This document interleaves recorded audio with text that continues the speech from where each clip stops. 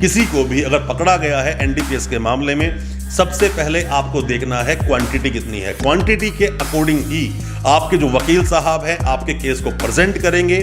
और मैं आपको बताऊं, ज्यादातर लोग जो साल 2 साल 3 साल अंदर रह लेते हैं वो लोग कोशिश करते हैं हमें किसी भी तरह से इंटरिम बेल मिल जाए कि सर हम 5 लोगों को इसमें पार्टी बनाया गया हमारे इस मामले में, या 6 लोगों को पार्टी बनाया गया, हमारे पास से लगभग 9 किलो अफीम बरामद हुई है, तो क्या सब में वो बढ़ जाएगी, उसके बाद बनाया जाएगा कमर्शियल क्वांटिटी क्या है।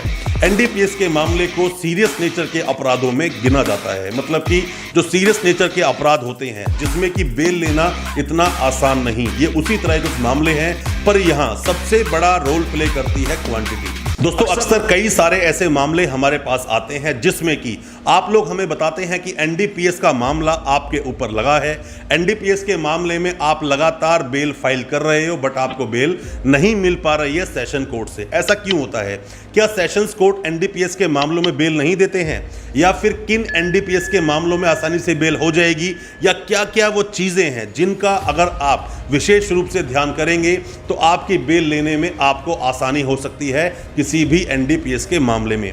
उन्हीं सब बातों पर आज हम जिक्र करेंगे अपनी इस वीडियो में। ज्यादा कुछ जानने के लिए दोस्तों बने रहिए हमारे इस वीडियो के साथ। दोस्तों एनडीपीएस के मामले, एनडीपीएस के जो मामले होते हैं उस पर हालांकि हमने कई वीडियोस बनाई हैं, आपको बताया है क्या होते हैं ये मामले, किस तरह से बेल ली जाएगी। पर मैं आपको आज बताऊं तो एनडीपीएस के मामले में लगातार हमारे पास जो कमेंट्स आए हैं, हमें व्हाट्सएप किए हैं लोगों ने कि सर एनडीपीएस के मामले में सेशन कोर्ट में 3-4 बार बेल लगा चुके हैं बट हमें अभी तक बेल नहीं मिल रही है, क्या इसमें जज साहब की कोई गलती है, या फिर क्या जज साहब आपको बेल नहीं देना चाहते, या फिर पीपी साहब किस तरह से आपकी बेल को अपोज करते हैं। दोस्तों अगर ये वीडियो आपको अच्छा लग रहा है तो अभी इस वीडियो को लाइक करें ताकि इसी तरह की लाइक से हमें मोटिवेशन मिल सके और प्रोत्साहन मिल सके इसी तरह की लीगल अवेयरनेस की वीडियोस आप तक पहुंचाने के लिए। और आप अगर पहली बार आए हैं हमारे इस चैनल पर, पहली बार देख रहे हैं हमारे इस वीडियो को, हमारे चैनल को अभी सब्सक्राइब करें, साथ में लगा बेल आइकन जरूर दबा दें ताकि इसी तरह की लीगल अवेयरनेस की वीडियोस आप तक पहुंच सके सबसे पहले। दोस्तों एनडीपीएस के मामले को सीरियस नेचर के अपराधों में गिना जाता है। मतलब कि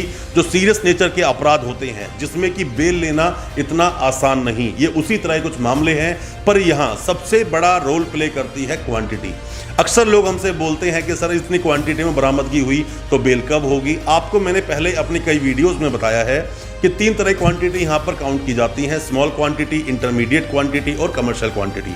अब डिपेंड करता है कि जो आपके पास जो क्वांटिटी बरामद हुई है वो कैसे है। जैसे कि मुझसे अभी रिसेंट में किसी ने एक सवाल पूछा कि सर हम 5 लोगों को इसमें पार्टी बनाया गया हमारे इस मामले में, या 6 लोगों को पार्टी बनाया गया, हमारे पास से लगभग 9 किलो अफीम बरामद हुई है, तो क्या सब में वो बढ़ जाएगी, उसके बाद बनाया जाएगा कमर्शियल क्वांटिटी क्या है।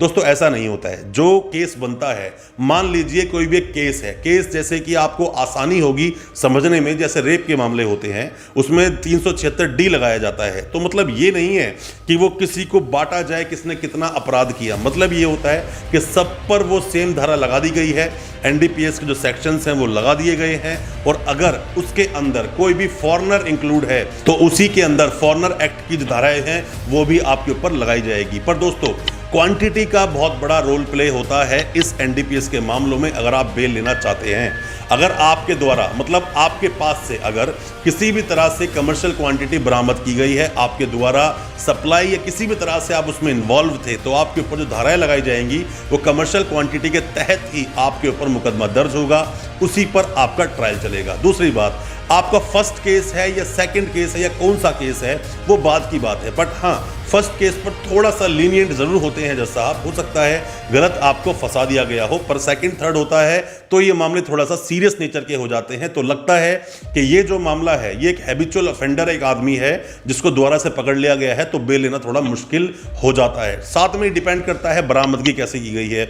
ऐसे कई सारे सवाल हैं, पर मैं आपको बता दूं दोस्तों, आप सबसे पहले अगर आपको एनडीपीएस के मामले में या आपका दोस्त या परिजन को किसी को भी अगर पकड़ा गया है एनडीपीएस के मामले में, सबसे पहले आपको देखना है क्वांटिटी कितनी है। क्वांटिटी के अकॉर्डिंग ही आपके जो वकील साहब हैं आपके केस को प्रेजेंट करेंगे। और मैं आपको बताऊं, ज्यादातर लोग जो साल 2 साल 3 साल अंदर रह लेते हैं वो लोग कोशिश करते हैं हमें किसी भी तरह से इंटरिम बेल मिल जाए। दोस्तों इंटरिम बेल आप ले भी लोगे, महीने 2 महीने की, दोबारा से आपको सरेंडर देना पड़ेगा, उसके बाद दोबारा से आपको बेल फाइल करनी पड़ेगी। तो कोशिश ये कीजिए, अगर आपको ज्यादा जरूरी नहीं है इंटरिम पर बाहर आने की, तो आप रेगुलर बेल का ही सहारा लें। रेगुलर बेल के लिए फाइट करें, बेशक थोड़ी लंबी फाइट हो, बट उसके लिए मशक्कत आप ज़रूर करें और रेगुलर बेल मिलने के बाद में फेयर ट्रायल का इंतज़ार करें और आपके वकील साहब आपके पक्ष को अच्छे से रख पाए तो मेरा ये मानना है कि आपको बेल भी मिलेगी और आप उस केस से बिल्कुल पूरी तरह से बरी भी कर दिए जाओगे, एक्विटल कर दिया जाएगा आपको।